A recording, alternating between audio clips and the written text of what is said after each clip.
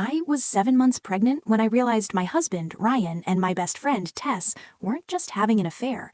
They were planning my accident for my $500,000 insurance policy. My name's Nora. I'm a data analyst, and I'm very, very good at finding things people think are hidden. Ryan was charming, the kind of guy who made friends in grocery store lines. Tess had been my best friend since a college sociology class. When I got pregnant, she was always at our house, bringing me ginger ale and helping with the nursery. I thought I was lucky, until a Tuesday morning when I heard two car doors close in my driveway when Ryan was supposed to be at work. I watched from behind the white linen curtains as Ryan put his hand on the small of Tess's back. It was a specific, intimate gesture that told me everything before they even stepped inside.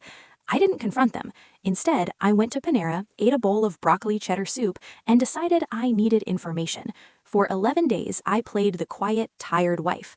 But behind the scenes, I was a project coordinator on a mission.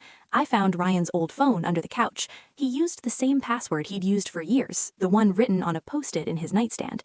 I found an email thread going back 14 months. They were together long before I was even pregnant. The emails were worse than explicit. They were comfortable.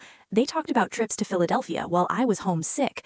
But the most chilling email was from Tess in my 8th month. She said, "The announcement of the pregnancy was a mistake. Once the baby is here, it's going to be impossible. If she falls down the stairs, nobody will question it because of the weight gain."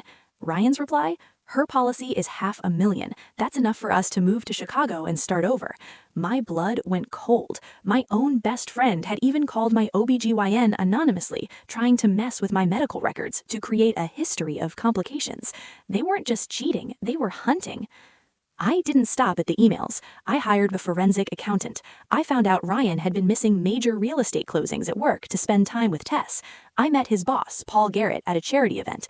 Paul was professional and capable, everything Ryan was pretending to be. I started feeding Paul information about Ryan's performance issues. I didn't have to lie. I just showed him the patterns. While Ryan was out viewing properties with Tess, he was actually losing millions for the firm. I also reached out to Tess's HR consulting clients, leaking just enough about her lack of discretion to make her a liability.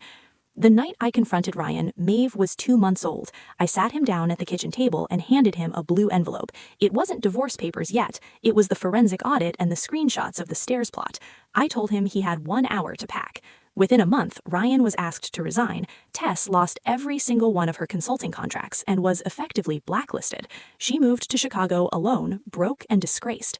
I kept the house. I fixed that broken screen door myself. Sometimes I sit on the back porch and watch Maeve play. She has Ryan's eyes, but she has my strength. I didn't just survive their plan. I dismantled their lives while they were still busy dreaming